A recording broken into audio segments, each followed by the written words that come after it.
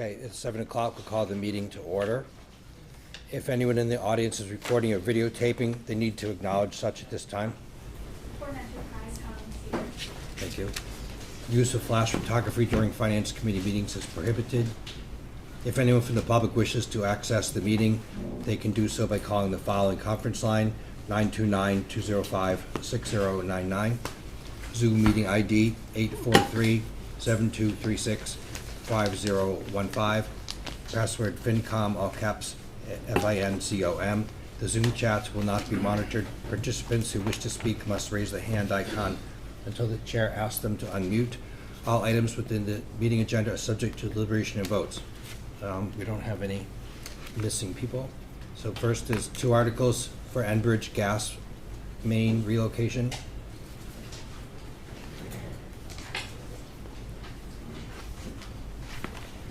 Nancy, are you able to share your screen? Yes. Okay, excellent. Yeah, let me, I'm a little bit of a novice on doing this on Zoom, so give me a sec.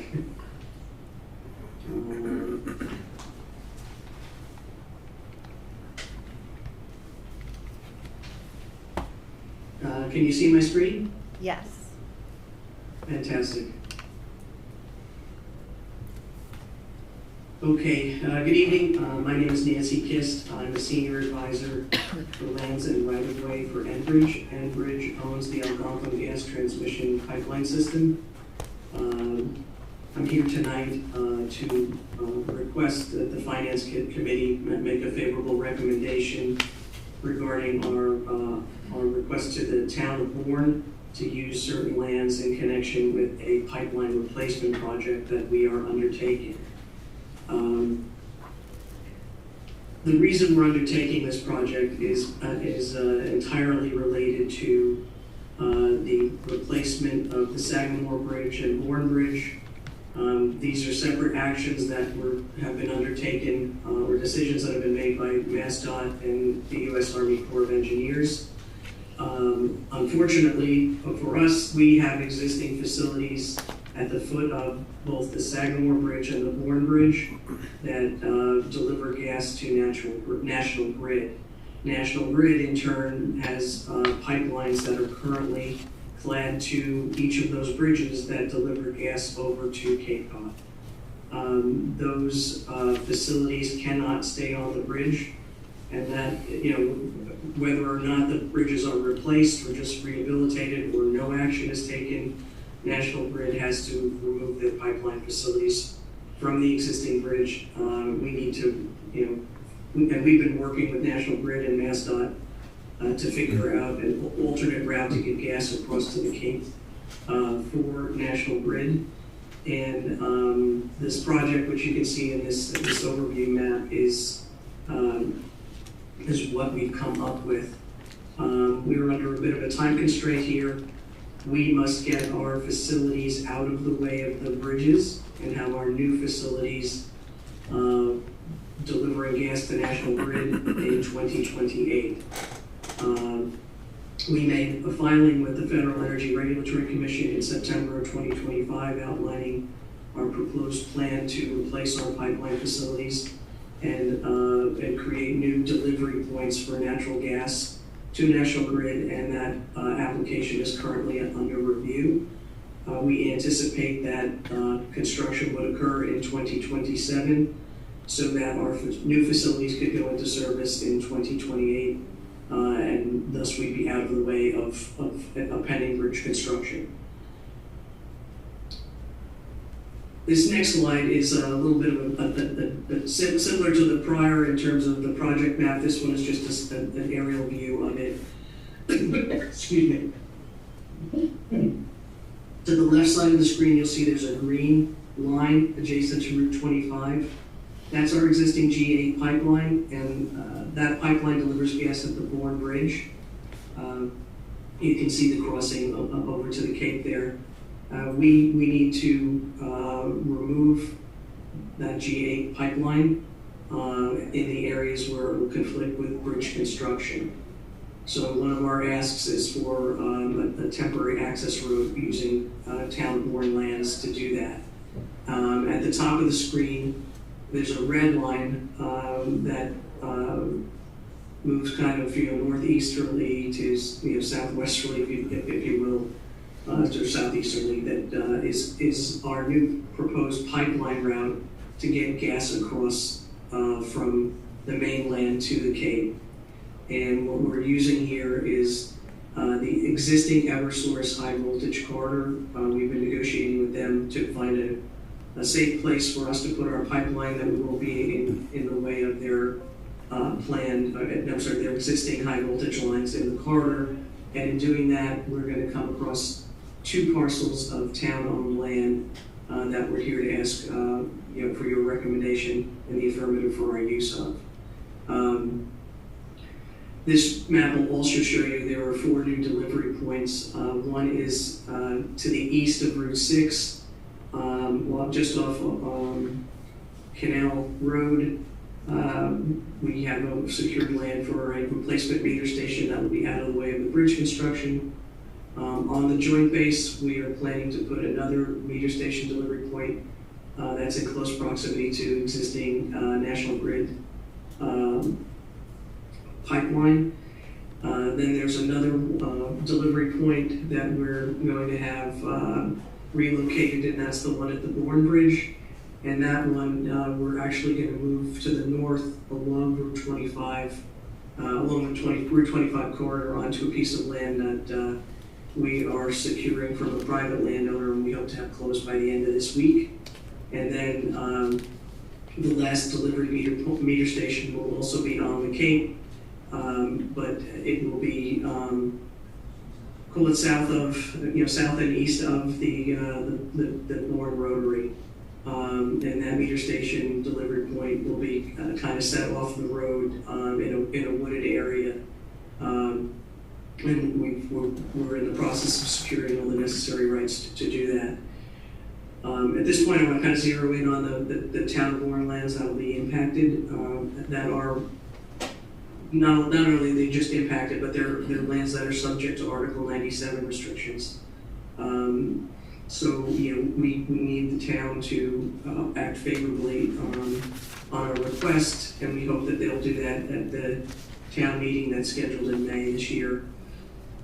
The first parcel of land is north of Bournedale Road, but south of the homes on Yearling Run. And as you can see, this is we're locating on the north side of the Eversource high voltage corridor. That red line is the pipeline that we are planning to install. The blue shaded areas are areas that we would use as temporary workspace, and those are entirely within the cleared Eversource right of way. There's also a line through here. I'm not sure if you can see my mouse or not, but this is an access road that currently exists that Eversource uses, and we are asking for a permanent right to use this access road on a non-exclusive basis to get to our pipeline right away. Excuse me. So the rights that we need here are both temporary and permanent. The permanent easement need is 1.437 acres. The non-exclusive right in the for the access road is, excuse me, just checking my notes here for the right figure, is 1.152 acres for the non-exclusive right to use the access road, and then the temporary workspace is 7.987 acres. And the reason we need this, the plan is to use the full breadth of the cleared Eversource right-of-way, is that we need to be mindful of the fact that Eversource may need to be out in that right-of-way at the same time that we're constructing the pipeline because of the maintenance need. They've got overhead power lines and towers and guide wires and all kinds of stuff out there. So they may need to ask us to move out of their way, and we're looking for that full temporary right within the Eversource right-of-way, so that we can do that without having to come back to either you or to Eversource for additional permission, so to speak. while we're in the midst of construction. It kind of allows us to be flexible during construction as needed if Eversource asks us to move out of the way. The next parcel of land impacted is south of Bourne Road. The method block number at the top, map 10, block 6, lot 0. This is part of the Cape Cod Land Bank acquisition that the town made.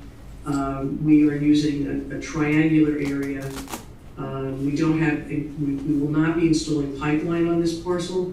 We are looking for the right to go through, to use the access road to get to our pipeline. And similarly, the blue hashed areas are temporary workspace areas that we're looking to use within this triangular piece of land that's part of that larger parcel to go back and forth. And once again, if for some reason Eversource tells us we need to get out of the way, we want to be able to get out of their way and allow them to do maintenance work. So there's zero permanent access need for pipeline easement. There is non-exclusive permanent rights for the existing gravel and dirt roads that amounts to 0.174 acres, and then the temporary workspace is 1.881 acres. The last parcel of land is off of Deseret Drive, and as I mentioned earlier, this is our existing pipeline here that has to be removed because it's going to be in the way of bridge construction. We basically got kind of a no-go zone from MassDOT, so we need to remove this pipeline. And in order for us to do this, we've obtained temporary access road rights from an adjoining private landowner that adjoins the town's parcel, which is part of the Nightingale Pond Conservation Area. And as you can see, there's this yellow line is it's an access road that comes in from Deseret Drive, where there is, for all appearances, it looks like an existing pull-off. So we'd use that to bring construction equipment through, or cut up pipeline sections through and get them out of the right of way and out of MassDOT's way for construction purposes. So overall, these requests amount to 2.76 acres of permanent easement, and it's that permanent easement that under Article 97 we're required to provide the town with replacement land for. And we've presented to both the Bourne Conservation Commission and the Board of Selectmen this parcel of land that's shown on the screen. It is map 15, block 17, lot 0. We are buying this piece of land to build our replacement meter station. So our replacement meter station would be at the northern edge of that property and adjacent to Route 25. And this would replace the Bourne meter station that must be removed because it's immediately adjacent to the existing Bourne Bridge, and MassDOT has told us that has to be relocated. So we intend to close on title on this tract of land later this week. And what we have proposed to the Conservation Commission and to the Board of Selectmen is to provide this area highlighted in pink here as replacement land for the land that we are going to use within the existing Eversource corridor on town and Bourne lands. So our offer to the town is not only for this replacement land, but also for the access rights to get to it.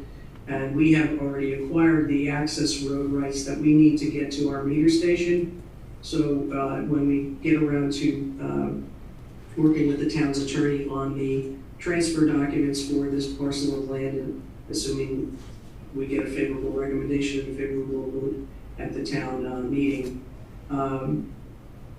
we will work with them on assigning the right to use the access road for the meter station to get to this area of land that will be deeded over to the town for conservation purposes. We believe that this site is superior to the existing town lands that we are going to put pipeline through for a couple of reasons. Number one, the existing town-owned land is already encumbered fully at the location where we intend to put the pipeline in by an Eversource high voltage electric easement. That land, because of Eversource's rights to it, is devoid of trees, shrubs, any plantings whatsoever, and will stay that way in perpetuity. And in exchange, we're offering this piece of land to you that is fully wooded, that as a replacement for what we are going to use.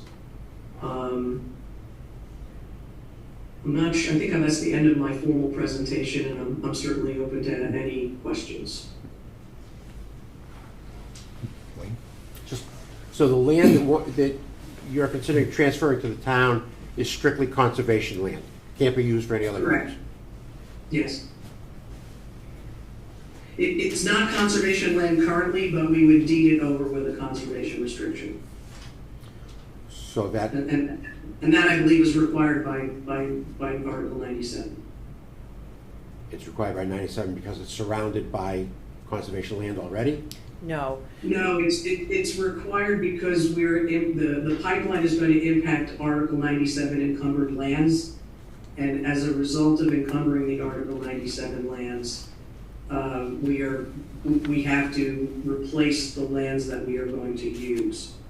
So it's a kind of a like-kind transfer of, we go out and find land equal or better to what we are going to impact. And in this instance, as I said, we feel we'll be providing the town with better land because it actually has trees, as opposed to you've got a barren right of way other than weeds, gravel that Eversource uses from stem to stern. Thank you. Any other questions or comments? Just one quick. Is the property that you want to take conservation land now? Is this conservation land now? Is that the question? No, the property that you want to take, the permanent easement for 124th. Yes, the three parcels of land that I went through with earlier in my presentation all have Article 97 conservation restrictions on them. Are they considered wetlands? Is that why they're conservation? No, they're not wetlands. Brendan, I don't know if we know exactly. I think they were just all for open space and conservation purposes. You've got over here. This one is over by Deseret Road. This is like at the northern end of the Nightingale Pond conservation area. This one over here is, I think, actually part of the bigger area that's known as Sacrifice Rock, and I believe this one is too. Yeah, Nancy, I'm Brendan Boyce. I'm with Algonquin. I'm in-house counsel. The lands are all, for whatever reason, were placed under an Article 97 restriction when the town took title to them. So that does not require wetlands. It's just a conservation use or a recreation use. So there's no wetlands impacts for the properties we're impacting. Okay. Thank you. Any more? All right. Does the town have any concerns about this? So what I can add is that this has been proposed to the Conservation Commission, and part of an Article 97 transfer is a requirement of a unanimous vote of the Concom. And the Conservation Commission has voted unanimously in support of this.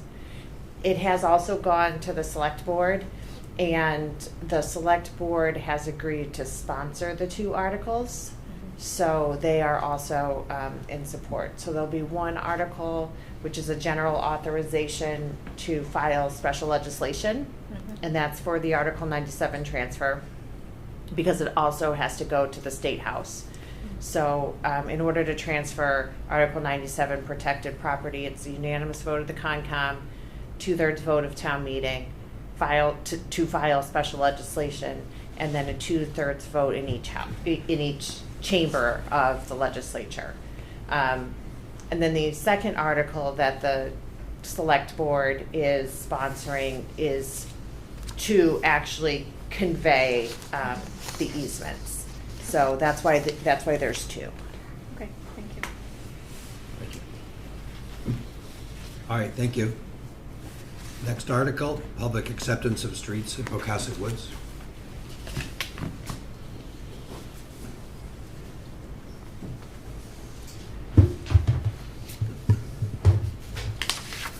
Mr. Chairman, ladies and gentlemen of the committee, for the record, Tim Lyden, Bourne Engineering. The first article we have tonight that I'm presenting is the taking for Spinnaker Lane and Daniel Webster Lane. We have received a petition from the abutters in June and have been working with them since through the select board as well as the planning board. We have recommendations from both of those boards. When they approached us back in June, we had a discussion with with the abutters to let them know that because it was in a little bit of disrepair that we were going to have to do a betterment for the project. So with the proposed taking of the two roads, which amount to just slightly less than a mile, we will be looking to assess a betterment of $602,000 and some change. That is a not to exceed number, and will be an estimate based on our paving. We're hoping to maybe refine that number. I don't know if we need to prior to the town meeting, but the county bids did come out. We will be working closely with them over the next couple months. So with that said, I guess I'll take questions. So could we just, sorry, through the chair. Yep. Yeah. Could we just clarify what we're saying? So this is a betterment for bringing it forward for public acceptance? Yes, so we were looking to accept the roads and we're gonna do a betterment in order to do that. The services that, they do have a crack seal program. The road was built about late 80s, 1990, so it's about 35 years old. Because they did such a good job with the crack seal, we're just gonna resurface it. We're gonna do a mill and overlay, slight adjustments to some of the structures, and do the handwork with a lot of the aprons for the driveways. Okay, so the drainage, all that's all in good order? Yes. How many homes are on those streets now? Let's put up the spreadsheet. I believe there's 49 total between the two roads. There's 6 on Spinnaker, so it's about 43 on Daniel Webster. Or the other way around, 6 on Daniel Webster, 43 on Spinnaker. The unaccepted portion of Spinnaker. We do already own a portion leading up to this. Then they asked us to take over the roads? It was by their request, and we have greater than 75% signatures of the abutters, of the frontages. Okay. And what happens if we decide not to? It just, they just retain ownership and custody of They do? the layout. Okay. And why would they ask us to take over? What's the betterment for the town by paying, except for paying $602,000 to So fix their road? they would be paying for that betterment. They would pay for that? We would then accept that road as an asset. Mm-hmm. With the Chapter 90 program, we do get some funds from the state through that Okay. program. Otherwise, it's just like every other road asset that we've acquired over time. Do we plow it now? We do. But we don't maintain it We now? don't. And they do a comprehensive crack seal program. That's like the best thing you can do for a road. And then they also do drainage, catch basin cleanings yearly, biannually, I believe. So they do stay up on this. The residents do? They do. There's an association that also owns the open space.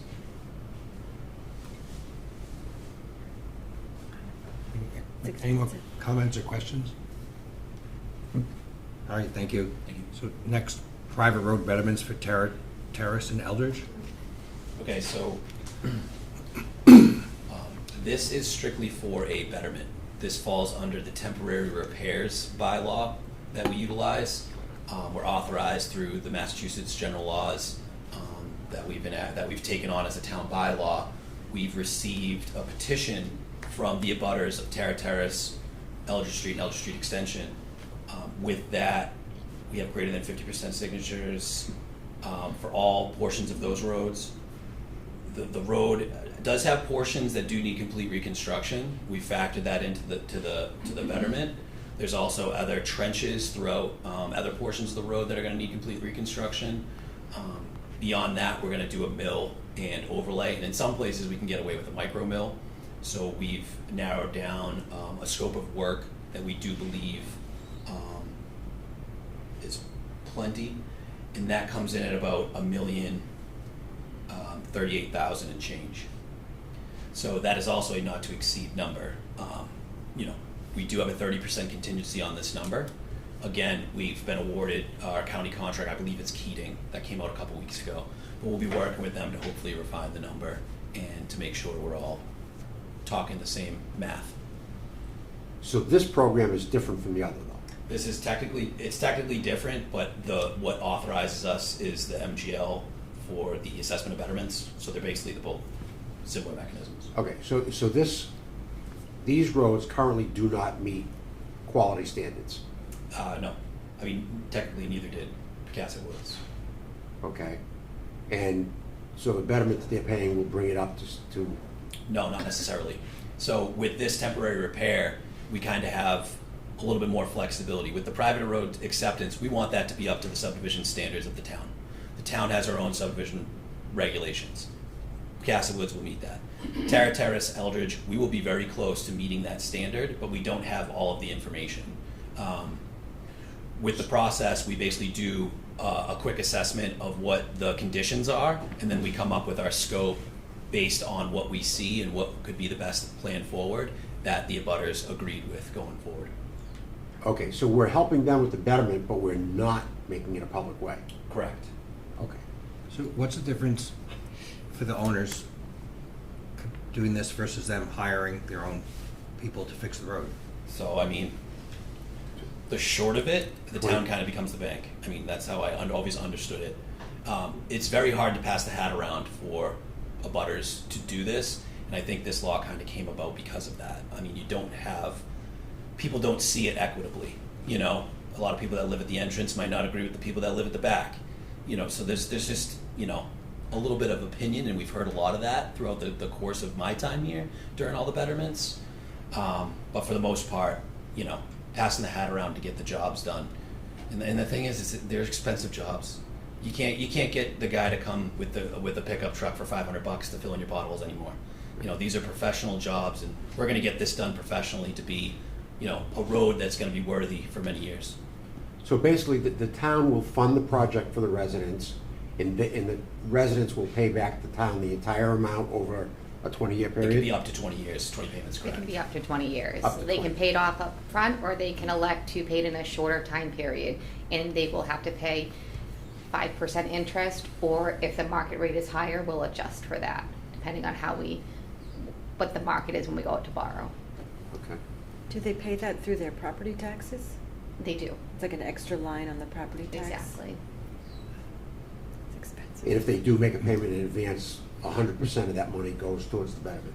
Correct. Do we have any other streets currently in a betterment program? We do. Any idea how many? So Just curious. Naren, Elgin, slightly less than a dozen, yeah. 8 or 9. Okay. Nairn, Elgin. So it's not something unusual? No. No. Okay. No, I've probably done 10 of them in my 10 years. About that. Amanda? I was watching the select board meeting when these were being presented. Is this the one that had a property that wasn't paying their taxes? Yeah. So I'm just curious I haven't watched the select board since that meeting. That obviously sets a precedent in how we move forward and how we look at that. I don't know if they've had any thoughts on. I mean, I can't really weigh in too much. So, if we do this program, everybody has to participate, right? Correct. Okay, so if we have one particular house that's currently in arrears, I assume that we put a lien on the house for the amount. I believe there's mechanisms for that, correct? Yep, it would be Okay. part of the same mechanism we use for unpaid property taxes, so the property would, we put a lien on the property through the tax title process. Okay. Thank you. Any more comments or questions? Item 5? Okay, thank you. Number 6, Human Services Grant Program.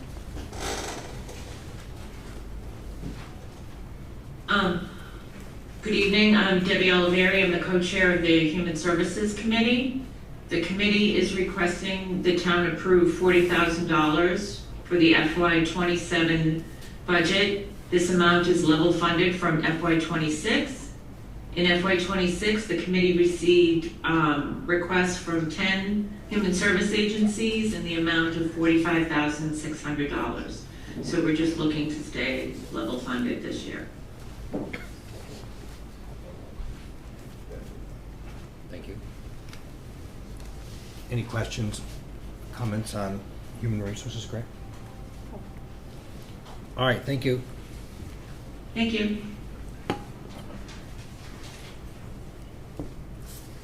Next, item 7, rescind borrowing authority for school. Is it the wastewater treatment? Wastewater treatment plant, sorry about the That's okay. acronym. Erica can speak to these next 3. Sure. So in May of 2024, we had a borrowing authorization in the amount of $2.1 million for the wastewater treatment plant at the school facility. And they have since come forward and gave with a different article to do a repair instead of like a full replacement. So this would just be rescinding the original authorization. So we never borrowed the money. It doesn't result in any additional money. We just won't be authorized to borrow the money. Any questions on that? That requires a vote by town meeting. Can't just say we don't need, does it need the same 2/3 to undo it that it takes to do it? I don't think so. I think it's just a simple majority. I think Okay. we need the 2/3 to use the money, but only a majority to give it back. Thanks. All right. Increased demand fees, I see we got a memo about that. Yes, I provided you a memo this evening. I'm requesting an article be placed on the annual town meeting warrant to increase the demand fee charged for bills subject to such fee. So that would be bills like property taxes, motor vehicle excise, sewer charges, boat excise, moorings, and marinas. And essentially a demand fee is a late fee for non-payment. Currently, the amount is $15. By law, we can't exceed $30. I'm proposing that at this time we go to the max. At the May 2013 special town meeting, this was increased from $5 to $15. So it's time to, I think it's time to move forward with an increase in this fee. It could generate double the income, or maybe it'll be an incentive for people to pay on time. So either way, I think it's time that we move forward with an increase in this fee. Thank you. And that $30 is capped by the state? It is. It's the Mass General Law referenced here. It's Chapter 60, Section 15. So as of this time, it can't go any higher. It might be better, I know we can't change it, to have it as a percent of the amount owed rather than Yeah. I think that's that what would, Marcus Boyard does. Yeah. Who does that? The boatyard? that would make my life very difficult. And my staff. You might all quit. And number 9, local acceptance of abandoned property statute. So this statute relates to the disposition of abandoned funds held by the town. The town holds funds for unclaimed. The town holds funds that remain unclaimed for extended periods. These are most commonly for uncashed checks. This is an item that was identified in our audit reports last year. And so to use the proper or the best mechanism to collect money and eventually, turn it back into the town's coffers, we would need to adopt this general law.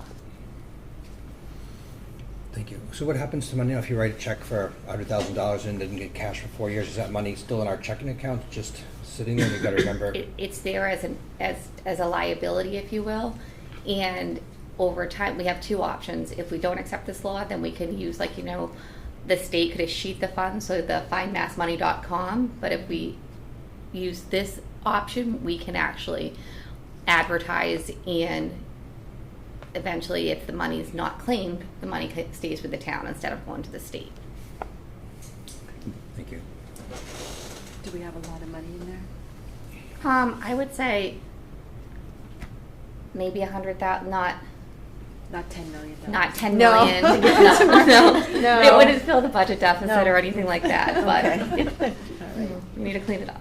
Most people know that they have money and they cash their checks. Thank you. Mm-hmm. Number 10, non-capital equipment. So I'm happy to speak to that one tonight. Out on the table, there's a sheet that looks like this. It says condition of accounts. And last May town meeting, we tried a new article on the warrant for non-capital equipment purchases. So if you recall, the threshold for capital equipment is $25,000. But there are things that we need that don't reach $25,000 that are not capital, but they're still one-time costs. So we don't want to really fund those through the operating budget because they are still one-time. So last May, we put some money, we put $50,000 in this article, and then this condition of account shows you where we stand. So the original appropriation was $50,000.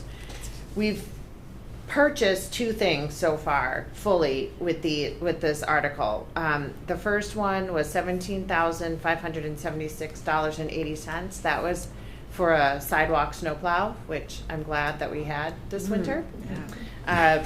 And then the second one is we used $12,722.24, and that is for a new lawnmower that we needed for the spring and summer, especially with the town stepping up and taking a larger role in maintaining all of the baseball fields. So one was a snowplow for the sidewalks, one was another lawnmower, which leaves a balance of $19,700 in the article. This spring, we plan on using this article to do some concrete repairs to the bleachers at Keith Field. We haven't spent that money yet, which is why you're not seeing it on here, but we're going to do about $10,000 of repairs to those bleachers, and we plan on using this article. And we're also in the process of working on a project to improve the audio and visual equipment in this room. And I've earmarked about $8,000 from this article to buy a more permanent Zoom setup, speakers. So we've had some complaints that people in the room can't hear you. So speakers and microphones for in the room, as well as larger displays for the people in the public who might be watching a slideshow with you. So, and we needed to replace a vacuum cleaner at Town Hall. So that one will be coming out of this article as well. We just got the vacuum cleaner today, but haven't gotten the bill yet.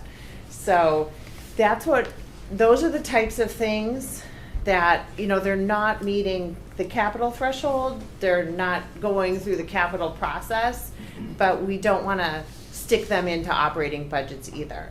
So I think it's been working out okay.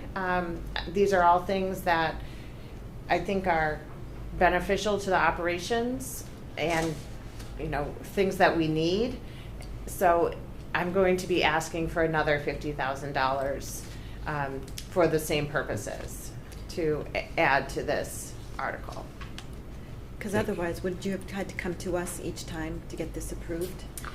Yeah, we really do. So we don't really have a good mechanism. Mm. We would come to you we would come to you for the reserve fund if, like maybe for the vacuum cleaner because it broke. Mm. But it seems But the other ones aren't really reserve fund items. They're new items, not necessarily replacements. And we don't have another process. We have the capital process, and we have the capital budget and the operating budget. So really, we would have to go to town meeting for a separate article for each of these things, which makes it hard for the department to do the work, to get the smaller things that they're, we're all thinking ahead for capital, for the big things, but sometimes we don't necessarily remember an article for, a lawnmower or a vacuum cleaner. Does the 50,000 that's appropriated in one year or last year, or say this year, does that have to go back to the general fund at the end of that year? So articles roll over from fiscal year to fiscal year. The operating budget, so if we had put money in the department's budget and for these equipment things and they weren't spent, they would close out to free cash. They would be certified as future free cash. They would not necessarily roll. They would have to be rebudgeted. But an article, if we get to the end of the fiscal year and we have a couple $100 left in here, it's still available in next fiscal year. Thank you. Amanda? So just on the Keith Field piece, I know the Recreation Committee was looking at Clark Field, I believe it was Keith Field and some other property. I forget their timeline, but if they were potentially looking to redesign, so I'm just wondering on the timing and investing any money if they're gonna. So Keith Field is one of the locations. It's one of the farther out locations. Okay. And this is not a big fix, but some of the concrete is getting to the point of being dangerous. Okay. So we want to do this is very much an interim Band-Aid solution. It's something really just to keep it going until they get to the big project. Okay, thank you. Thanks. Any more discussion? Okay, next, fiscal year 27 proposed budget, operating capital budget updates, amendments, and questions. Okay, so there's a couple of sheets on the table for you. One is a budget adjustment sheet. It looks like this, and I'll ask Erica to kind of run through it in a minute. The other one is a sources and uses, and that will replace your. It's 3-hole punched, and if you can replace your tab 2 with this new version. So, and once we go through the budget adjustments, we'll talk about page 2 on the sources and uses and the deficit that we're showing. And before Erica starts on the operating budget adjustments, I just want to let everybody know there's one project on the capital budget that Tim has let me know he needs to push off until fall town meeting. So tab 3 is the capital budget. Tab 3 in your book is the capital budget. And the Sagamore Beach Ramp Phase 2 was on this capital budget for $200,000 as a CPA project. Tim is asking to move that to the fall town meeting. So that will not be going forward at the May town meeting. That is the only change at this point for the capital budget. That one will be deferred until fall. Why is that? He just doesn't have capacity right now to get it started. So rather than kind of sitting on the money, we know we're not going to be able to touch it before town meeting, so we'll just leave the money in the reserve fund and then come forward in the fall, because he's got too many other projects that are already in the pipeline. So if you can go back to your FY27 supplemental budget adjustments, we can run down these and talk about this first, if that's all right. Okay, So the first section is for town services. So we had a few adjustments relating to public safety. The first being we added $100,000 placeholder for the patrol contract because they're still in collective bargaining negotiations. We're not sure that's the right amount, but it's something to start with. I believe you already are aware that we got the county dispatcher numbers back, so that was a $70,125 increase. We are recommending an increase to the snow removal budget of $36,000. That brings us a little bit more in line with the 5-year average, not including what we are spending in fiscal '26. So I anticipate that number to be a little bit higher than the current $363,000 average. In the veterans department, we had a slight increase in the assessment, but I offset that with the expenses in that fund. So that was a net zero. Debt service is the next section. We got the final numbers per the band sales. So the short-term interest costs came down because the rate we had estimated 4.5% and it came in at 4% coupon rate. So the excluded debt is going to be reduced $225,000. Now remember, that's raised on the recap, so the offset to that will be excluded debt. And then the other debt came down $53,000, and that will be an adjustment to what we're using out of the capital stabilization fund. We have some final-ish Upper Cape Tech assessment numbers, so that is an increase of $128,344 from what we originally budgeted. The Bonneville County retirement appropriation, we got the final numbers on that, so that was actually a decrease of $206,814. The next two lines are our cherry sheet assessments and our offsets. The cherry sheet assessments increased $636,910 in the governor's budget, and the offsets also went up approximately $48,000. So our total general fund expense adjustment was $534,628. On the revenue side, state aid increased $334,096. You'll see an adjustment on the tax levy for excluded debt, $225,000, as we talked about earlier, and $53,000 to the capital stabilization fund. So that leaves us with a revenue adjustment of only $56,096. So we have a net deficit of $478,532. There is one slight change to the ISWIM budget, and that was adding in the short-term debt expense. So we've gone ahead and done that, and also added in the borrowing costs for a total of $298,212. So that will be offset by their user charges.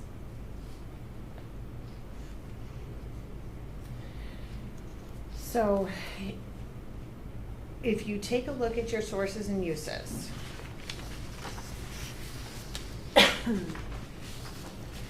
on page 2 at the bottom, you see in the parentheses the 478,532. That's the deficit. So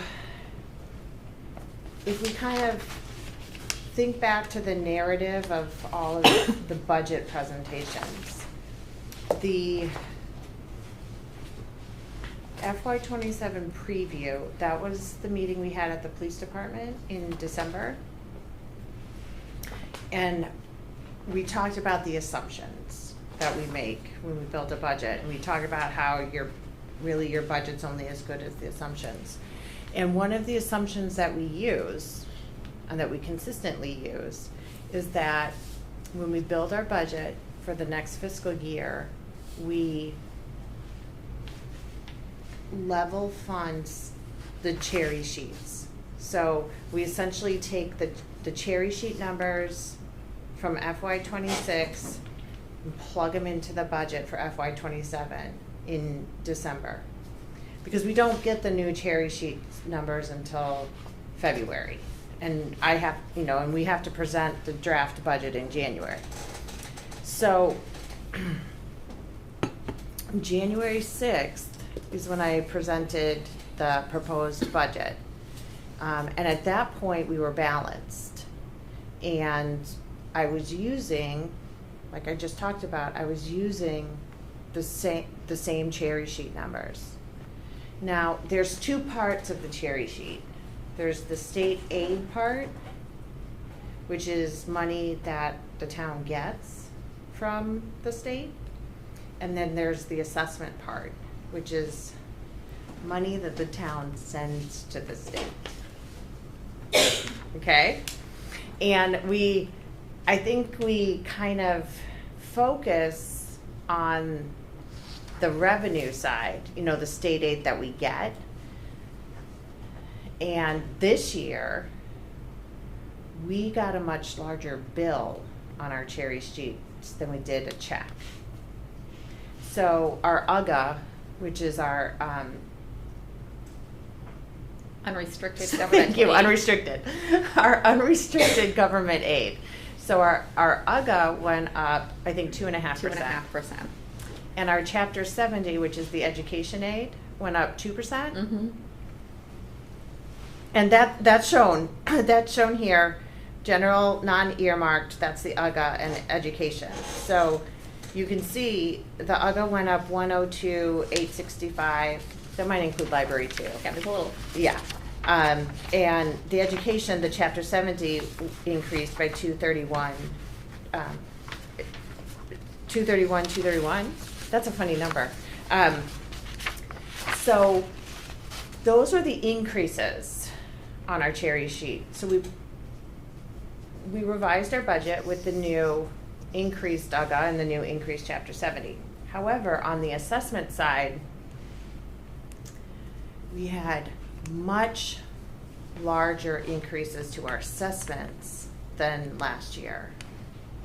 And our assessments are being driven really by three major categories. I'm going to correct me if I've got the numbers wrong, but retired teachers' health insurance was one of the large increases, and that was an increase of like 166,000. 166,000 that went up compared to FY26. So that was an increase that we hadn't budgeted for. Which was a 9.7% increase from the prior year. Yeah, so that was an increase we didn't budget for when we level funded the cherry sheets. We had a large increase in our assessment for school choice. That was $306,000 increase from FY26. Which equates to 24.5% over the prior year. How much? 24.5% higher than last year. And then the third major driver was charter school reimbursement, and that was 130. Just under 127,000. So, 5.5% increase, a little bit more modest compared to the others. so our assessments, if we level fund the cherry sheets when we build the budget, our assessments on our cherry sheet were much more expensive this year compared to FY26.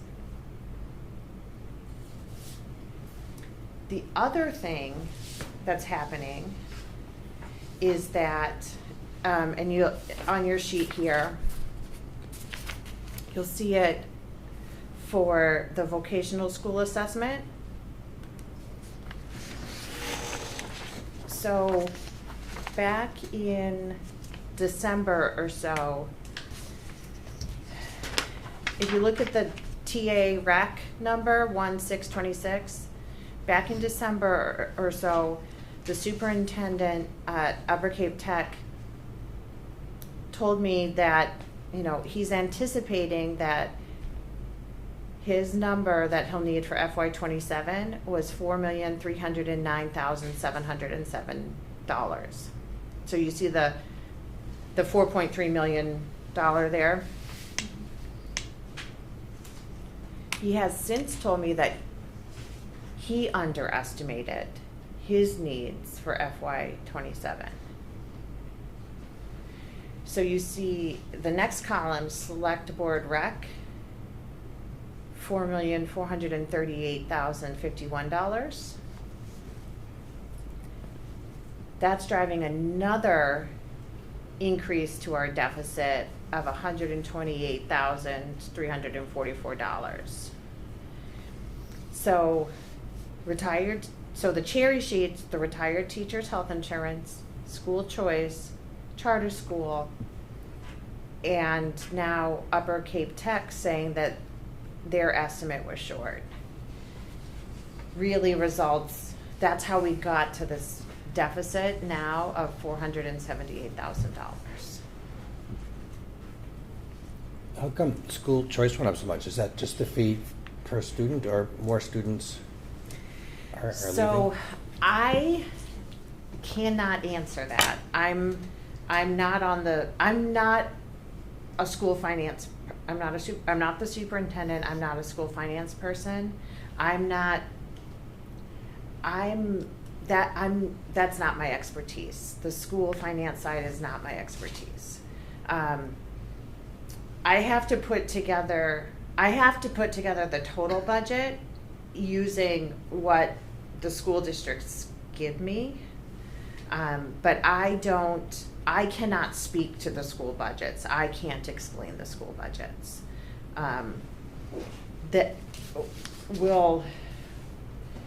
When we get to the next item on the agenda, I'll kind of talk a little bit about the school budgets, but those questions need to be asked to the superintendents. Can you just clarify procedurally? So Yes. the schools give us their budgets, UCT, Bourne Public Schools gives us their budget, and we give them whatever they vote on.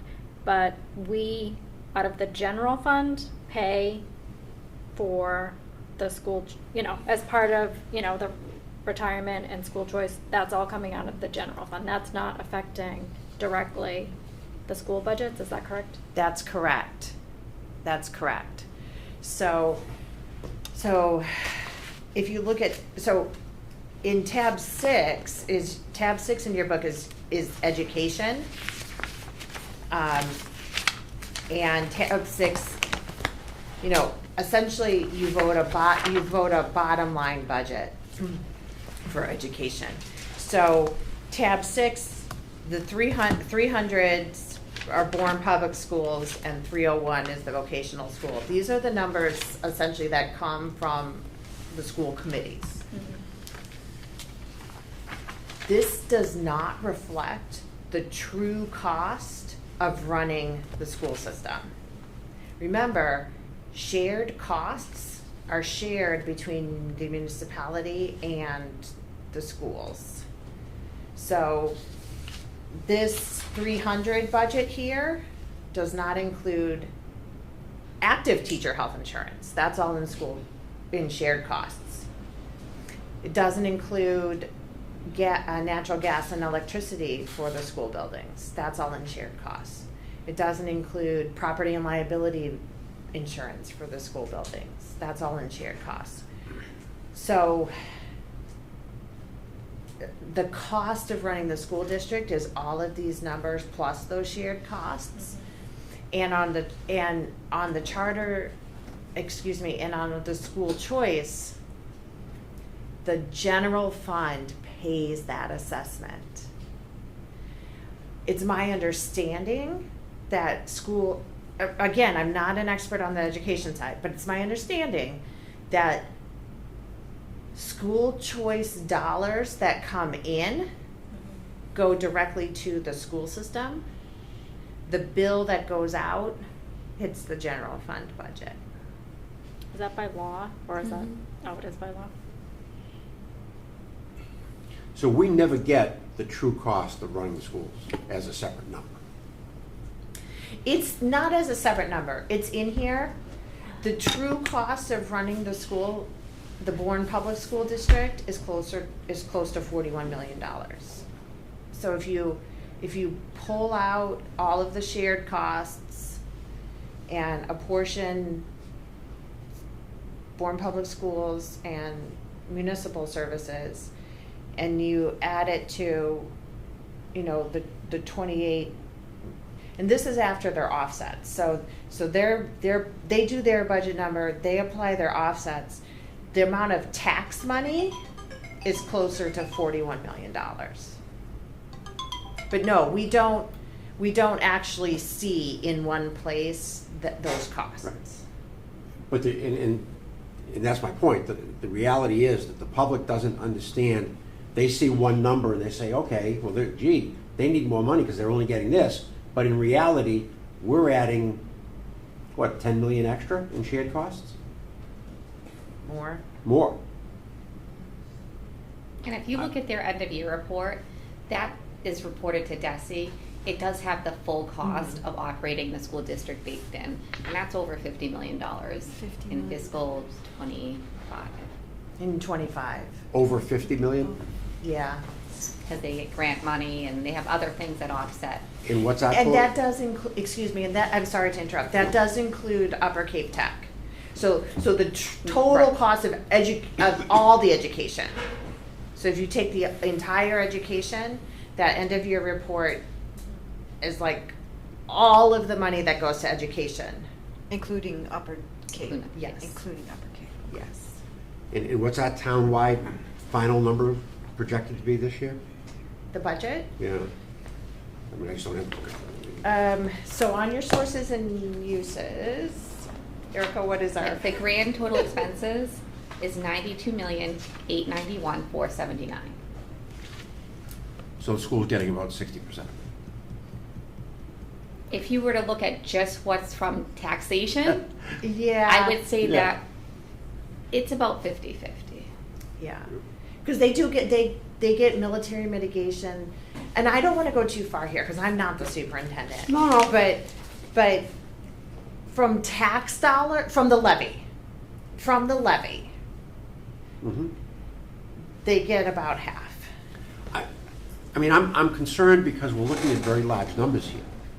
We're also looking at not being able to fund our capital requests this year, and we're looking at a worse situation next year on capital requests, because they're going to come back in again, and we don't have a mechanism to fund those requests. We don't, and right now, immediately before town meeting, we've got a $478,000 deficit, and if the select board balances their budget and tells me to cut services, I am cutting jobs. Right. Yeah. I mean, So when is it appropriate to use the stabilization fund to make up a deficit? I would not say this, so I'm curious to hear Erica's opinion, but Never. my opinion, yeah. My opinion is there has to be some sort of catastrophic,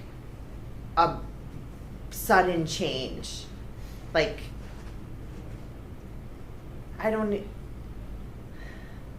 like a war that destroys our local economy. This is something that is happening kind of across the state. And it's coming to fruition this year, but I think it's been well documented that there's been complaints and problems raised with education financing for a long time. And we have a problem here. I'm not making light of it, but it is not it's not an emergency that would require an infusion from capital stabilization. It's a structural problem with how education is funded in the state of Massachusetts. so could you give us, is there any update on the pending legislation for the funding for the fire station project? I don't know if the other committee members are aware of what's going on, and I want to make sure that they are aware, but that may be a non-problem. It may be a non-problem. It also, Yes, I'm happy to do that. It's not about this budget that we're talking Right. about. Right. Can we hold on that? Because it's Sure. not FY27, and Okay. I don't want to cause confusion. No Can we problem. talk I just ab- want to make sure that they are made aware of it, that's all. Yeah, so is there anything, do we want to have any more discussion right now about these budget adjustments, about the operating deficit? Yeah, I just have two questions. Yeah, Amanda? I thought the Bourne Public Schools, I thought they were anticipating an increase as well An increase? to I their, right have that in my notes too. to their budget number. So their budget number, Their revenue? their revenue or their? No, what they were gonna vote for their budget that we would have to pay. And maybe that's changed. I don't follow their meetings, so that could have changed. So I don't think the school committee has voted yet. Okay. Right now, what we have plugged in Mhm. today in your sources and uses is for Bourne Public Schools, the FY27 budget from the tax levy. Mhm. It's an additional $1,025,590 from the tax levy. Okay. Additional from compared to FY26.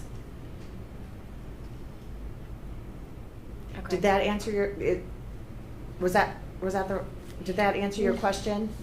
Well, technically no, but Okay. it's, that's okay. No. So they haven't voted yet, so we don't have a final number, so that's, I'll hold on that question. I have not heard that they are going to request or more than Okay. this $1,025,000 number. Okay, and then my second question is, when does the select board vote on their action, whether they want you to close the gap, or maybe whether, next steps are? Okay, so if you look at, item number 13 on your agenda is, there's a request to move your budget hearing from March 16th to March 30th.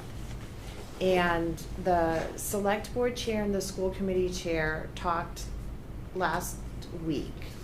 And there's a joint meeting tomorrow at the high school at 6 p.m. with the select board and the school committee. And they're going to be discussing this. Okay. The agenda item is, the only agenda item is to discuss the budget deficit in the FY27 budget.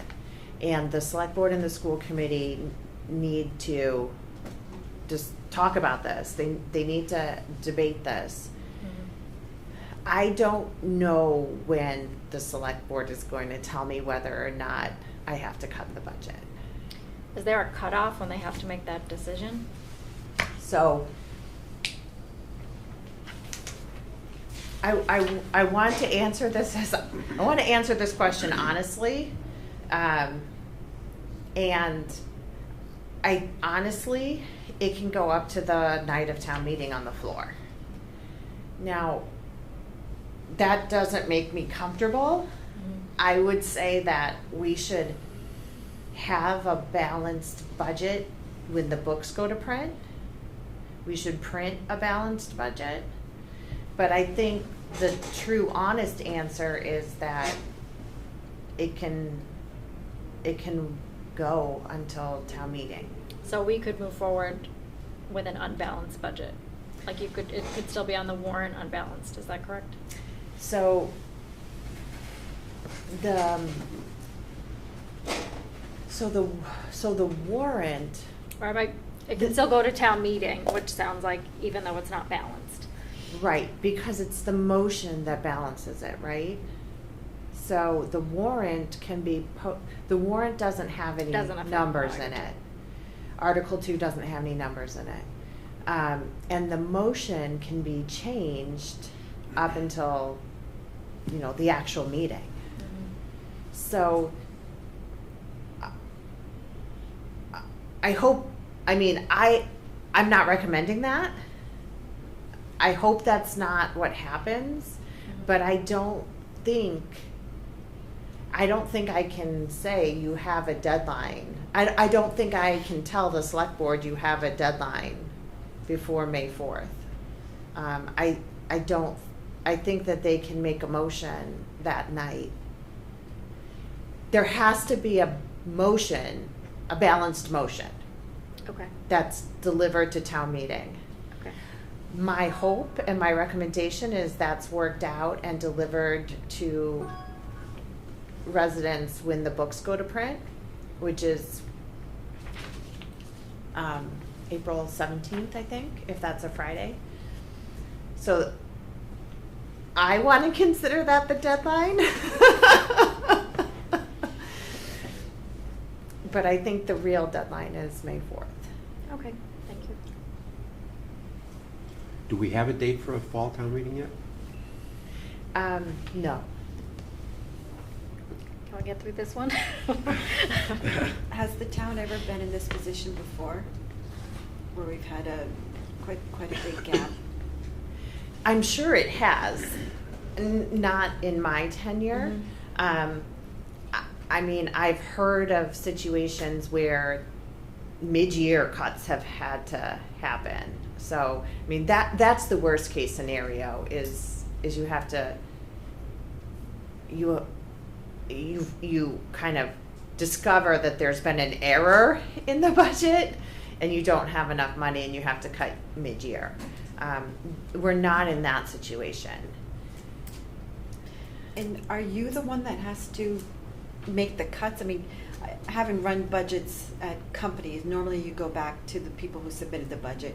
You go to the school board and say, hey, you need to cut, I don't care how you do it, but you need to cut $200,000 from your budget. I'd go to ISWIM and say, okay, you need to cut 200 and police 105, whatever it turns out to be, and it's up to them to decide how they want to get their budget smaller. So, because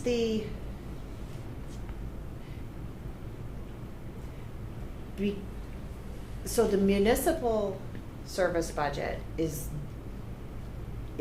different than the school department's budget. Because the school department's budget is a bottom line budget, Mm-hmm. that's what, if the select board says the school department has to cut X, Mm-hmm. that's exactly what would happen, is that, it's just a bottom line. Another one. Yeah, okay. instead of 1,025,000, it's just a different number. Okay. And then it's up to them, it's up to the school committee and the superintendent to Figure it out. figure it out. Because I don't have the luxury of a bottom line budget. I have to show you line by line, and I have to show the select board line by line. If the select board tells me to cut X number of dollars, I would ask them, do you want to provide any guidance, as to areas where you're expecting cuts or not? And then depending on how that discussion goes, I would go back and I would work with the department heads and identify where we would cut. However, having worked with the department heads to build this budget, I know that there's less than $50,000 to cut that without starting to cut jobs. I know that sitting here today, because I can't cut things that people need to do their job. Like I can't cut our IT resources. There are certain things that there are expenses we need. We can't be effective without tools and without materials. So in order to be effective, there's less than $50,000 of things, and that's like cutting the $4,000 that goes to the archive committee. That's cutting the $500 that goes to the historical commission. That's cutting that. The other thing is that the workforce is union, so I need to alert, I have an obligation to alert the unions before any cuts are made. So I would never want someone to read that they were losing their job in the newspaper or hear at a public meeting that they're losing their job. So before I could even present the cuts, I would have to talk to the employees, I'd have to talk to the unions, all of that, I have to do all that work up front, because I have to show you in the select board line by line where the money's coming from. So that's the difference between a bottom line budget and a detailed budget. and a Yeah. detailed budget, right, exactly. So I have to show you every area, every department's detailed budget and exact, so if the select board tells me to cut $200,000 and tells the school committee to cut $2,000, they reduce their number and they show you a different number. I would have to lay out, like this sheet, I'd have to lay out exactly like this and show you how I got to that $200,000. Does the school committee have to do that, at least internally, or to their superintendent or someone to show, we cut one custodian, one paraprofessional, do they do the same thing, even if we just get the bottom line? They have a bottom line budget. How they work internally, I'm not involved in their internal operations. So the select board and the school committee is having that discussion tomorrow. Now, Wayne's question, not about FY27, but potentially about the warrant. So right now there is no warrant article before you about the funding for the Southside Fire Station. However, I've been working with the select board since last September, okay? So Erica and bond counsel were doing their due diligence, thankfully very early in the process in September. And during their review, getting us ready to borrow in January for the debt exclusion money for the fire station, bond counsel alerted us that the election warrant was not posted correctly, okay? The election warrant is not the town meeting warrant. The election warrant is prepared and posted by the town clerk. So it's my understanding that the election warrant for the annual May election in 2025, what the town clerk posted included the officers. So who was running for planning board, who was running for board of health, who was running for select board, who was running for school committee. So the officers. The election warrant that was posted did not include the ballot question. However, it needed to. It's required to have the election warrant properly posted. The town clerk needed to include the ballot question. So bond counsel, doing their due diligence, getting us ready to borrow, asked to see the election warrant and said the question was not posted. So on September 30th, the select board voted the select board voted to ask the governor to file special legislation on our behalf, which she did. That is one way to correct this error. So the town clerk did not post the ballot question on the election warrant. There's two ways to correct that. One is to have the governor file on our behalf special legislation and go through the legislative process to confirm the election results. The governor's filed that. It's been passed through the House. It's in the Senate. It's at third reading.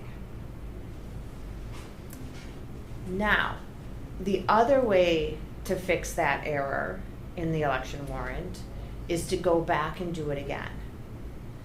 So the select board has to weigh those options.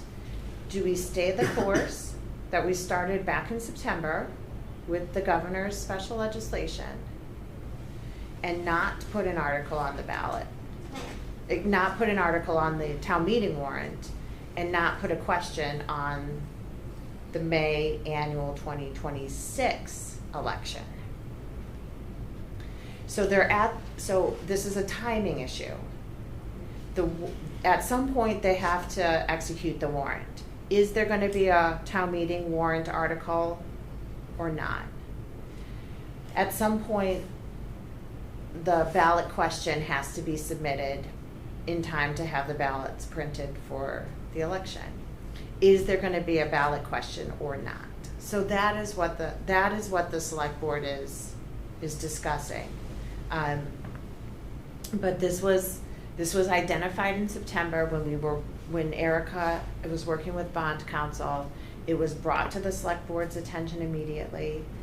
It is not a problem with the town meeting warrant. It had nothing to do with any of the work we've done here. It was that the clerk did not post the question when the election ballot was posted. And we've been working diligently to try to correct it. But now that we're coming up to the next annual town meeting and the next annual election, we need to have an honest and open conversation about, do we stay the course with what we started with in September, or do we consider going back to town meeting?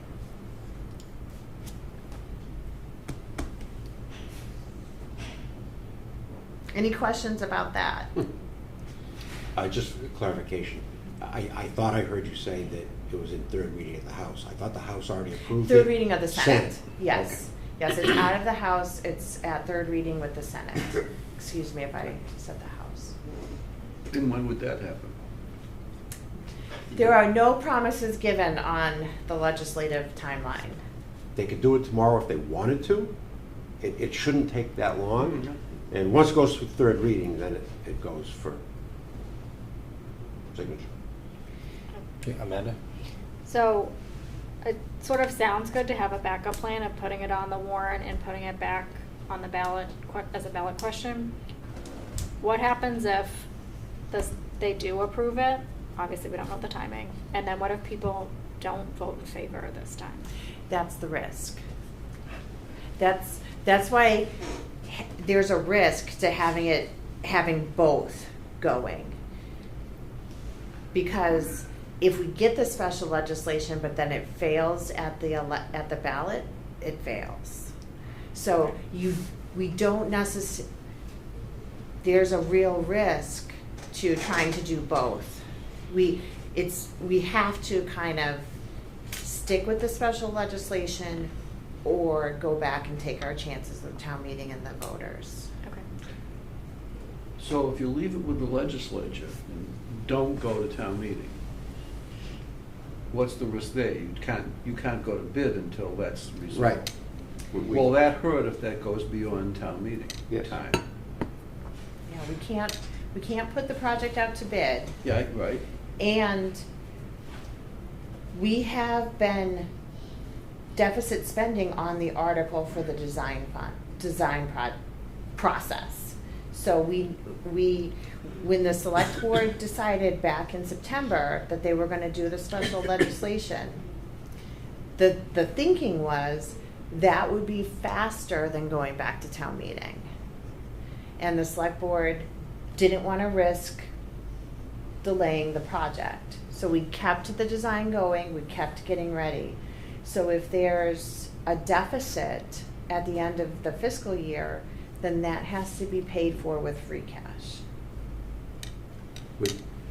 And correct me if I'm wrong, which would eliminate a lot of the capital expenses that we've allocated the free cash for.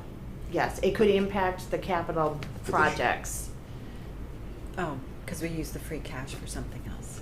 yes. Well, so for this budget that we're working on, we've allocated money from free cash. But if we have to pay off the deficit spending, we're not gonna have free cash for next year. So how much is the deficit?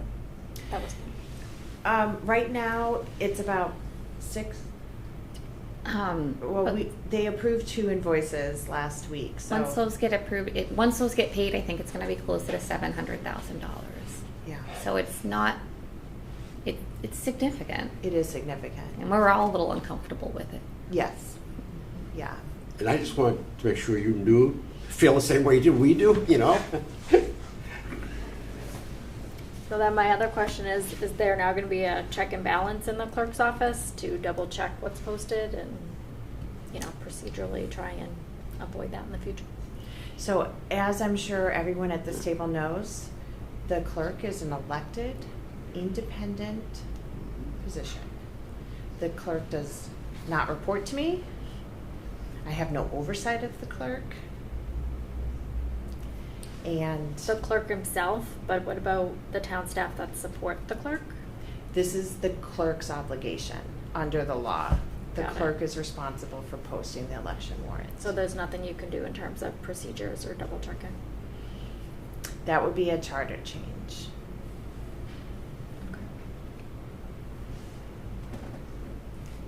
So the elected clerk has full legal authority to manage the elections. I have no ability, I'm gonna use the word not that I would interfere in elections, but I have no ability to intervene in any election work. Yeah, maybe Got it. intervene is a better word choice. Okay. Thank you. All right, anything more on item 11? All right, next, item 12, discussion of the role of the Finance Committee at town meeting. So since we last met, we'll have an opinion from the town council. I think you had a chance to look at. So anyone on open discussion about the role of Finance Committee at town meeting?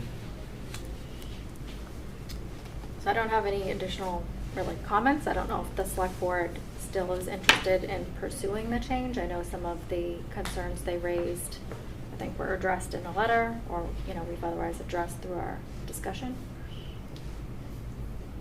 So I'm not sure if they're still interested in pursuing it. If they are, I'd recommend a joint workshop. Anyone else? I'm open to a joint workshop. Sure. Joint, what did you say? Workshop. Okay. I focused on the word of cooperation in the letter. But there was no conflict no conflict in that the select board couldn't propose, motion, and explain. It was in the letter, so it's more, I guess, a cooperation in a split of duties and responsibilities. Well, it's getting kind of late in the budget year. I don't know if it would be useful to meet with the select people again. Well, that's why I didn't know if they were still interested in the conversation. I know, you know, one member suggested that it may be a conflict. I think that's been sort of dispelled with the letter that it's not. Another member thought we weren't meeting our obligation. And I think we clarified we are with the report that's being provided. So again, I don't know if, you know, given that clarification and information, whether they're still interested in pursuing it. I don't know that it would be a change for this town meeting, but, you know, as Wayne said about, you know, collaboration.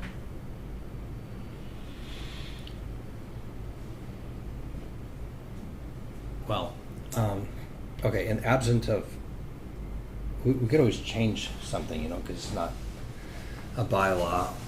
It's just what, you know, we all agree on.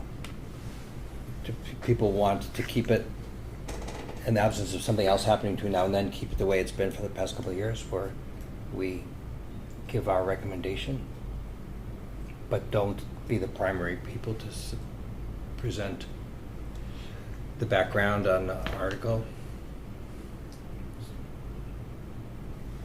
Anyone? So yeah, I would be in favor in maintaining what we've done over the past couple of years. Like I said, unless they wanna, have a conversation, I think we need to have a broader discussion. I'm just one opinion. All right, I would prefer to keep it as it's been. So I don't recall seeing the select board discuss it again since they got the town council's letter, right? They did not have a substantive discussion, no. Well, we could give them opportunity to have a discussion in view of the town council's letter. Report, Defer this conversation again. Sure. Agreed. Is that the I'm sense fine of with the that. board? All right, and would you communicate that to the select board? Sure. Thank you.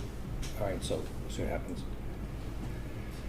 Next, request to move budget hearing for March 16th, 30th. That's because it's kind of a dynamic situation, right? Yes. Are we gonna meet on the 16th or no? Yes, you will be doing the Oh. CPC articles Okay. Okay. on the 16th, and At some point, we got to vote on all these before our votes are due. Well, I don't see any problem with moving the budget hearing that wasn't already posted for an agenda right. that far out. Just be an additional one. Do we have to take any action to move it, like a motion to? I would be more comfortable if you would vote. Okay. So I make a motion to move the budget hearing from March 16th, 2026 to March 30th, 2026. Second. Okay, motion second. Any further discussion? All in favor say aye. Aye. Any noes? No, unanimous. Thank you.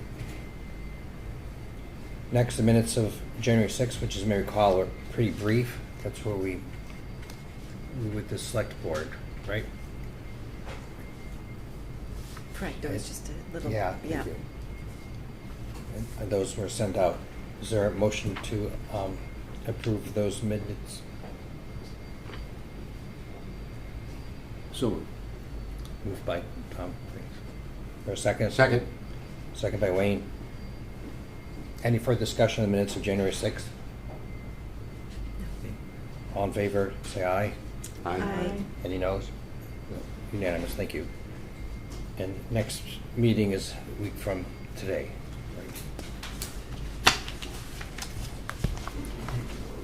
Motion to adjourn, So moved. Seconded? second by Carla. Any further discussion of motion adjourned? All in favor? Aye. Aye. Aye.